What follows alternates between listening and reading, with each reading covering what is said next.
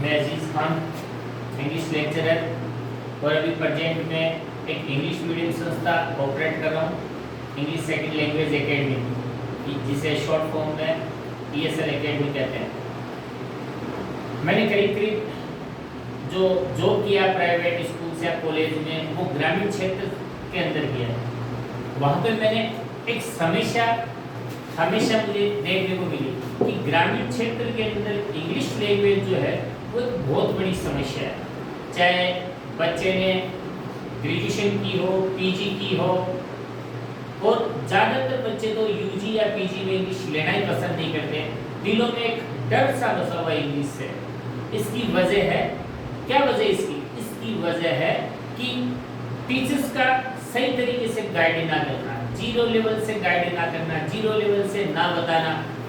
और ज़्यादातर तो जो हमारे गवर्नमेंट स्कूल्स का तो रूल ये है कि 6th स्टैंडर्ड से इंग्लिश स्टार्ट होती है, और अगर कुछ स्कूल्स इंग्लिश प्राइवेट स्कूल्स पढ़ाई होती भी है तो टीचर्स क्या करते हैं, सिर्फ ओनली एक बुक का नॉलेज जो होता है, बुकिश नॉलेज देना पसंद करते हैं। बाकी डीपली जाना या गहराई में जाकर समझाना, एक एक पॉइंट को निकालना, वो काम नहीं करते। जिसका रिजल्ट ये आता है कि ग्रामीण क्षेत्र के अंदर बच्चों के लिए इंग्लिश एक बहुत बड़ी समस्या बन जाती है, एक बहुत बड़ी प्रॉब्लम क्रिएट कर देती है उनके सामने, जिसके अंदर वो UG या PG के अंदर तो इंग्लिश से PG करना या UG में इंग्लिश लेना पसंद ही नहीं करते।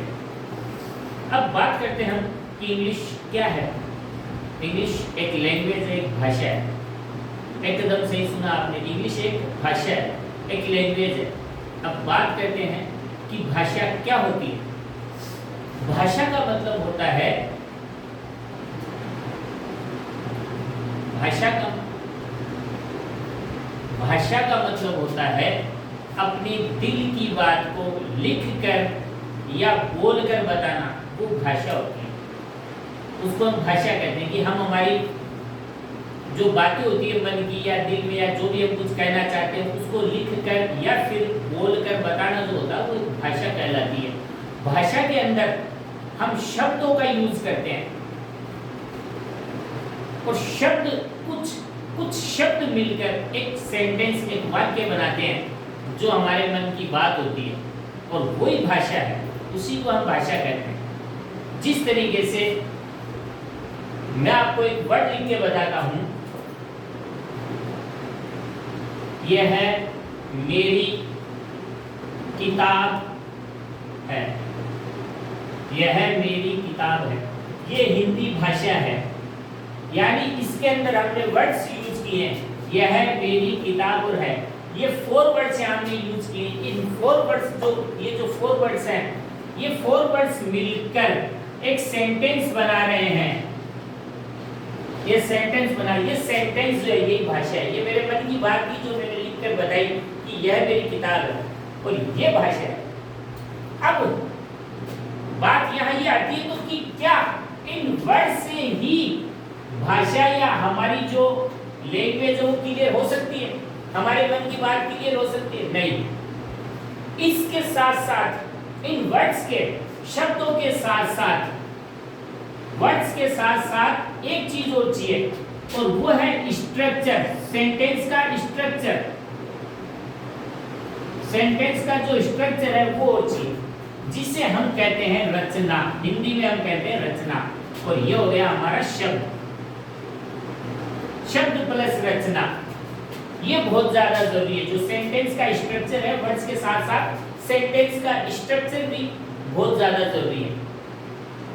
इस सेंटेंस के स्ट्रक्चर के बगैर नहीं हो सकता। अब मैं आपको बताऊं कि स्ट्रक्चर की नीड कितनी है, कितनी आवश्यकता है, या स्ट्रक्चर कितना ज्यादा जरूरी है। तो आओ इस चीज को हम यहाँ देखते हैं। जैसे सबको पता है कि यह का मतलब है दिस, और मेरी का मतलब है माई, किताब का मतलब है बुक, और है का मतलब है इस। अब ये लेकिन ये सेंटेंस हमने उतार दिया, ये रॉन्ग है। क्यों?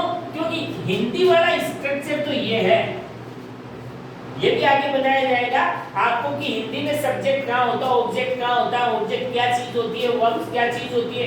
हिंदी की वर्ब्स भी बताई जाएगी, सब्जेक्ट की जो डेफिनेशन है वो भी बताई जाएगी, या कहाँ यूज किया जाएगा या ऑब्जेक्ट को कैसे पहचाना जाएगा, ये बात की बातें है। लेकिन हाँ, हिंदी में कैसे पहचाना जाए, इंग्लिश में तो टीचर ने स्ट्रक्चर बता दिया, उससे जो पढ़ चुका है वो पहचान लेगा, लेकिन ज्यादातर हिंदी में प्रॉब्लम क्रिएट होती है कि ऑब्जेक्ट को कैसे पहचाने, उसको आगे बताया जाएगा। बट अब यहाँ पे मैं इस हिंदी स्ट्रक्चर के अकॉर्डिंग इस सेंटेंस को लेकर आया हूँ जो एकदम रॉन्ग है। तो फिर इसका राइट सेंटेंस ये बनेगा, दिस इज माई बुक, ये इसका एग्जैक्ट सेंटेंस है। जबकि हिंदी सेंटेंस ये है, उस हिंदी सेंटेंस के अकॉर्डिंग, ये हिंदी का स्ट्रक्चर है जो मैंने लिखा है, और ये इंग्लिश का स्ट्रक्चर है। इस हिंदी के स्ट्रक्चर के अनुसार मैंने इनको सेट किया, लेकिन इंग्लिश में जाके ये रॉन्ग हो गया। इसलिए ये बात तो आपको कंफर्म हो गई कि वर्ड्स के साथ साथ, शब्दों के साथ साथ रचना यानी सेंटेंस स्ट्रक्चर बहुत ज्यादा जरूरी है, उसके बगैर आप कुछ बना नहीं सकते। अब